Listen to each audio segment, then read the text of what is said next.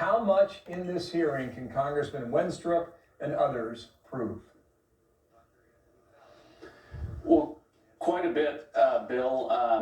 In full disclosure, I've had conversations with Chairman Wenstrup in advance of this hearing and talked to him about the types of intelligence he needed to ask to see. And that was our intelligence on communications in early 2020 between Chinese Communist Party officials, World Health Organization officials, and U.S. officials in the public health institutions like the NIH and the NIAID.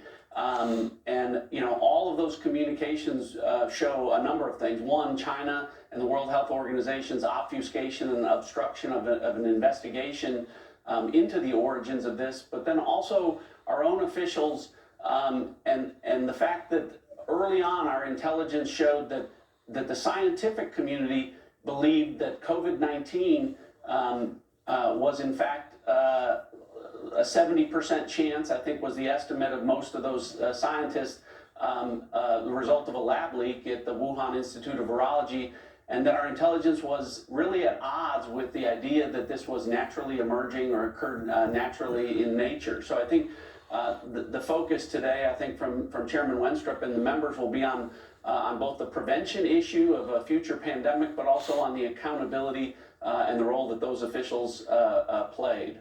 One of the things that the chairman has found is an email that shows that Dr. Anthony Fauci apparently commissioned a study that would say that it was actually naturally occurring, not an accident or a leak from a lab. This is a New York Post editorial yesterday that Fauci's shadowy COVID power plays made America far less safe. The House probe is beyond necessary to ensure such abuses are never repeated. And I think that's an important thing, that these committee hearings aren't just about scoring political points. They're about actually helping us prevent something like this in the future. Absolutely right, Dana. I mean, prevention needs to be the first goal of these hearings, and finding out how this began is how you prevent it from happening again. But to your point about Dr. Fauci, I became DNI in May of 2020, and one of the first things I asked to see was all of our intelligence that related to this and the assessment that this was somehow naturally emerging. And at that point in time, Dr. Fauci was saying publicly in both April and May of 2020 that the mutations of COVID-19 were entirely consistent with a jump from animals to humans.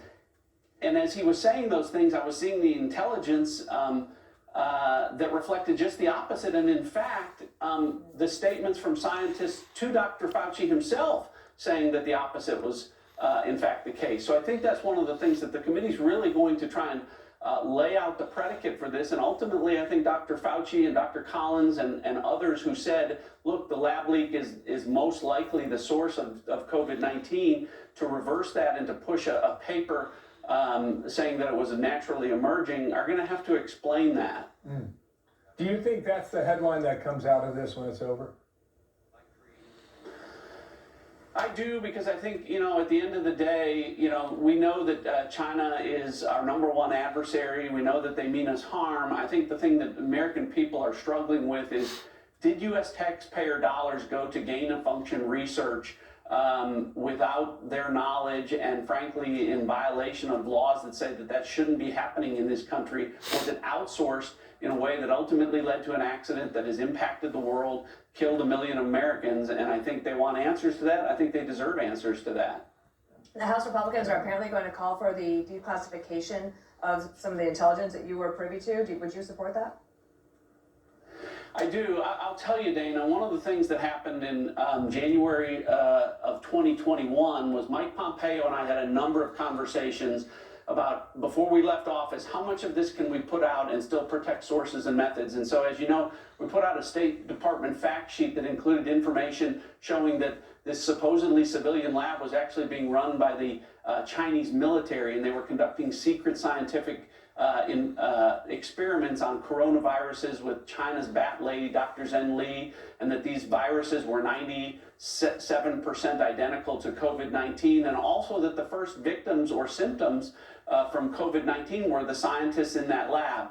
we had hoped that that would spur an investigation more quickly than it has. I do think it's important to point out that, you know, 1 million Americans were killed as a result of this virus that started 3 years ago, and this is the first hearing in the House of Representatives on the origins of COVID. And so it shows you that, you know, that this is political in nature in many respects. We need to get past that so that the American people can get answers. And I think declassifying as much of that information while protecting sources and methods is a good way to go about You make doing some that. excellent points.